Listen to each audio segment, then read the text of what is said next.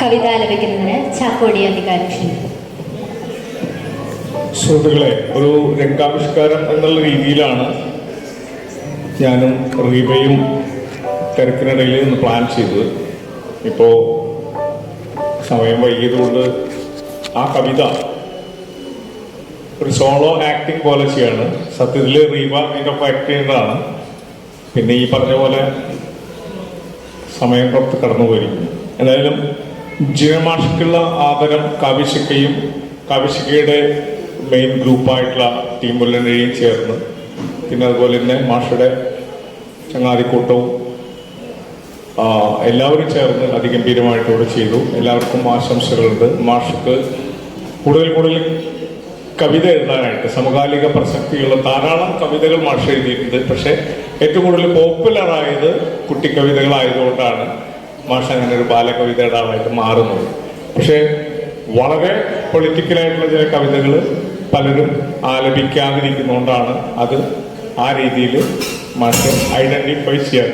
ഈ ഗ്ലാസ് ഉള്ളിൽ ഇടയ്ക്കിടയ്ക്കൂടെ കുറേ സംഭവിക്കുന്നുണ്ട്. എന്തായാലും രക്തസാക്ഷിയുടെ കഴുത്ത് എന്ന് പറഞ്ഞൊരു കവിതയുണ്ട്. തീർച്ചയായിട്ടും നമുക്ക് എല്ലാവർക്കും കരുത്ത് നൽകേണ്ട കാലഘട്ടത്തിന്റെ ആവശ്യം എന്നുള്ള രീതിയിൽ എനർജി തരുന്നൊരു കവിതയാണ്. അങ്ങനെയും മാഷൊരു കവിത എഴുതിയിട്ടുണ്ട്. രക്തസാക്ഷിയുടെ കഴുത്ത്, അതാണ് ഇവിടെ ചിത്രീകരിക്കേണ്ടത്. പല പരിമിതി കാരണം നമ്മളത് ചെയ്യാതെ പോയതാണ്. എന്നാലും ഉണ്ണിയാർച്ചയ്ക്കായിട്ട് വേണമെങ്കിൽ ഇപ്പോൾ ചാടി എഴുന്നേറ്റ് ചെയ്യേണ്ടതാണ് അറിയുക. നമുക്ക് നോക്കാം. പെട്ടെന്നായിരുന്നു കഴുത്തിനും എഴുത്തിനും മീതെ ഒരു വാൾ വന്നു വീണു.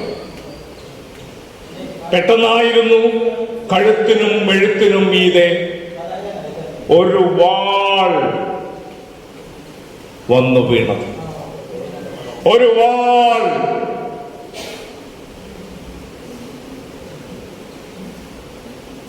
വന്നു വീണത്. ഒരു വാൾ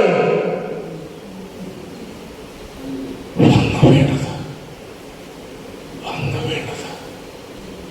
പെട്ടെന്നായിരുന്നു കഴുത്തിനും എഴുത്തിനും മീതെ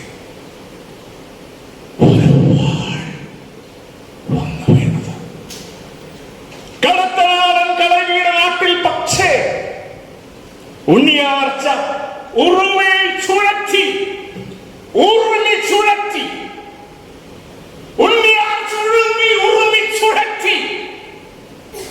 എതിരാളിയെ നോക്കി പറഞ്ഞിട്ടുണ്ട്, പുല്ലാനെനിക്ക് നിന്റെ വാൾമുന, പുല്ലാനെനിക്ക് നിന്റെ വാൾമുന.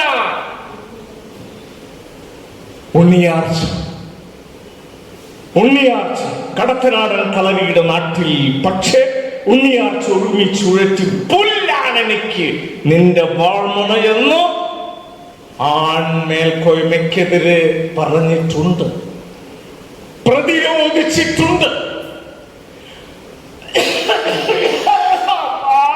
വല്ലതും തരണേ, വല്ലതും തരണേ. ഉണ്ണിയാർച്ച അല്ലാത്തൊരുവൻ തെരുവിൽ കഴുത്തിൽ ചോര വാർന്നു കിടന്നു. വല്ലതും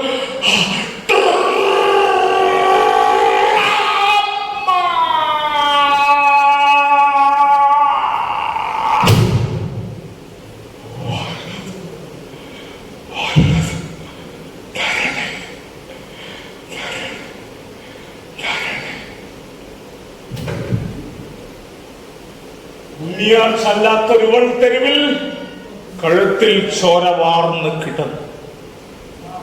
കഴുത്തിൽ ചോര വാർന്ന് കിടന്നു. എഴുത്തിന്റെ ഒരു കഴുത്തു മാത്രം അടുത്ത രക്തസാക്ഷിയുടെ തലയിടുക്കിൽ വളർന്നുകൊണ്ടേയിരുന്നു.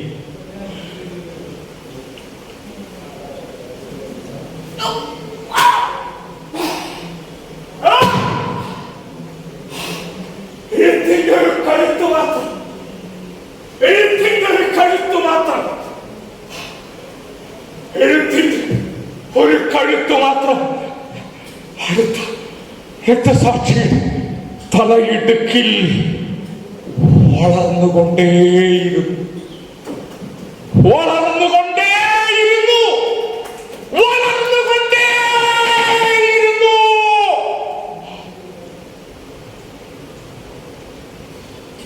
എന്താണ് നിങ്ങൾക്ക് കൈയടിക്കാൻ?